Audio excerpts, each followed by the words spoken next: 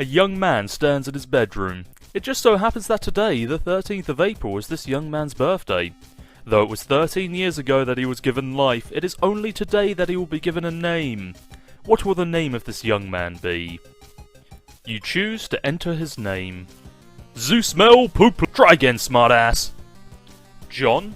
Yes, let's go with that, shall we? John to examine his room. Your name is John. As was previously mentioned, it is your birthday. A number of cakes are scattered about your room. You have a variety of interests, but you have a passion for real movies. Really terrible. You like to program computers, but you are not very good at it. A copy of Harry Anderson's Wise.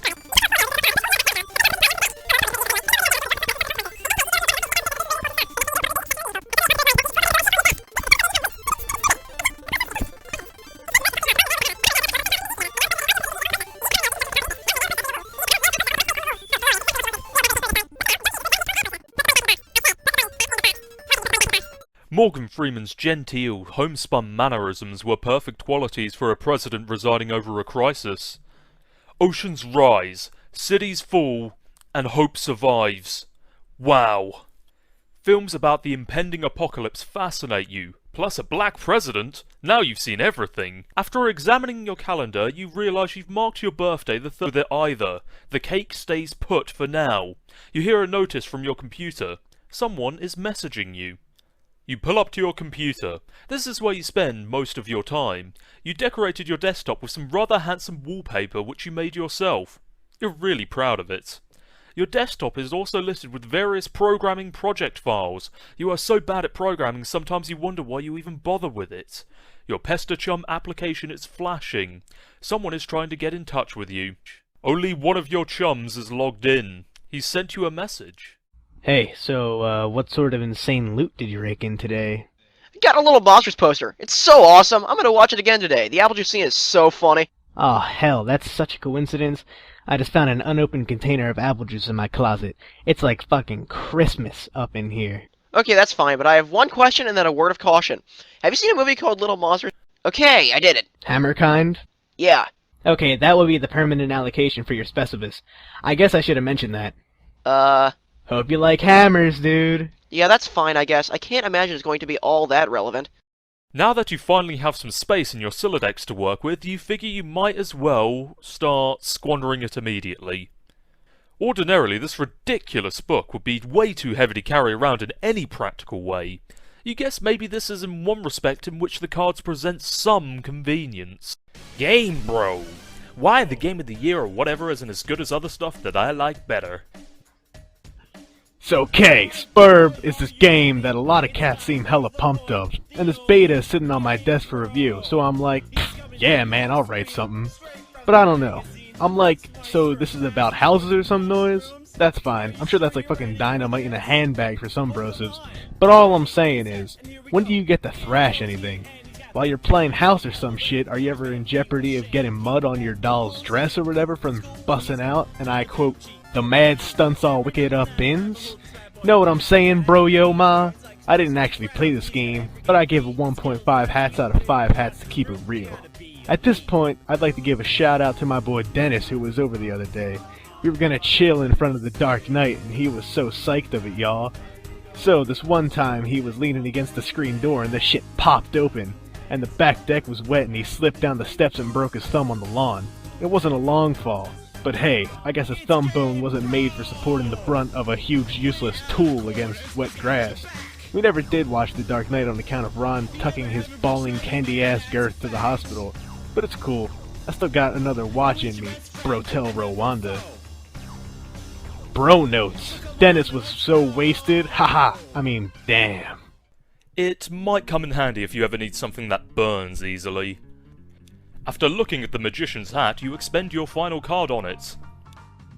You would like to get the funny glasses too, but you don't have a free card in your Sylladex. However, you are able to merge the Beagle Puss and the Magician's hat to create a clever disguise. John? Who is this John you speak of? You are quite certain there has never been, nor ever will be... Yeah, this is just a really shitty disguise. While you are wearing the items, they remain on the card, but it is temporarily removed from the deck, thus freeing up the cards beneath it. After leaving your room, you exit into the hallway. On one wall, a picture hangs of a fella who sure looks like he knows how to have a laugh, a man after your own heart. You always thought that he looked a lot like Michael Cera, but your dad swears on the many hallowed tombs of Egypt that it is not. You're not sure about that though. On the other wall is one of your dad's stupid clowns, or harlequins, as he is quick to correct anyone who would venture to such a brazen assumption. After heading downstairs, the accursed odour of fresh baking wafts into your newfound nostrils. Something is brewing in the kitchen. It must be the connivings of your arch-nemesis Betty Crocker, and the rich, buttery aroma of her plot stinks into high heaven. This mission is going to be more difficult. That's an ugly rumor. Whoever told you that is a filthy liar. And you should probably stop hitting on him all the time or whatever. I can't control myself. I must have a weakness for insufferable pricks. Anyway, I still haven't checked the mail. My dad has it. I'm trying to get it from him, so BRB. John, What? you're wearing one of your disguises now, aren't you? You are typing to me right now while wearing something ridiculous. No, why would you even think that? That is so stupid. Okay. Alright, wish me luck. Oh, by the way, I was wearing a silly disguise this entire time. Ha ha ha ha! I know, John. After heading back downstairs, you can now execute that brilliant idea that you had. There should be just enough frosting on the fake arms to serve as an adequate adhesive. Oh, you don't care what Colonel Sassacre says, this makes it at least 1,000,000% funnier. After finding a burnt page on the floor from the Game Bro magazine, you decide to inspect it.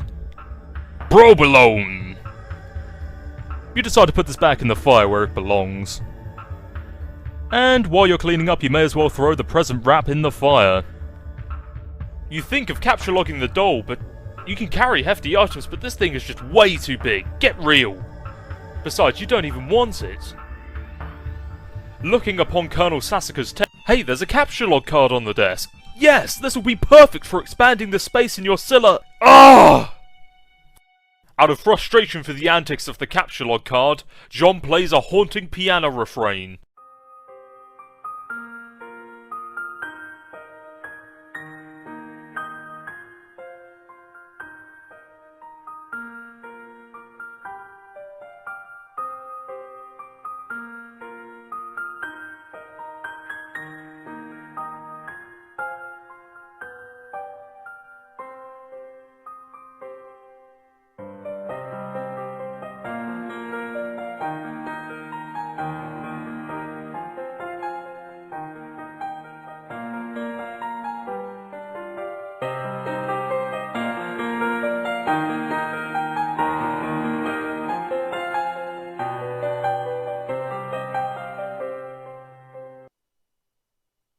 Now John decides to play 52 card pickups, the prankster's favourite card game, even though you are alone in the room, thus rendering it an especially foolish version of solitaire.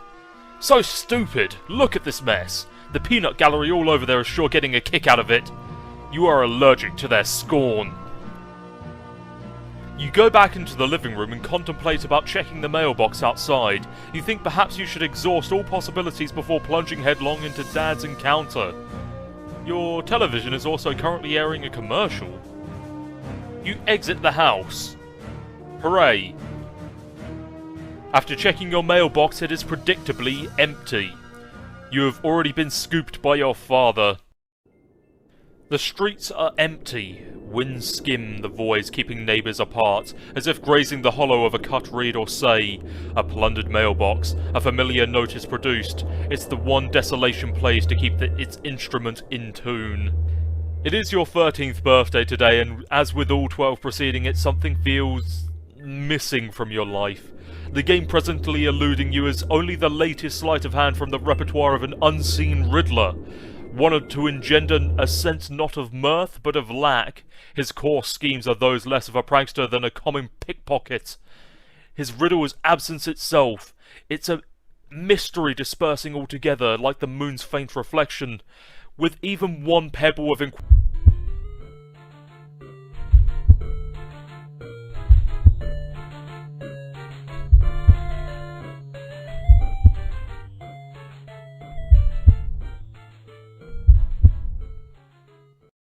Your dad sees right through your costume. You don't even know what you are thinking with this foolish ruse. You unequip the clever disguise. Your dad wields a dreaded artifact of confection. He stands between you and the mail. There is only one way to settle this. Strife!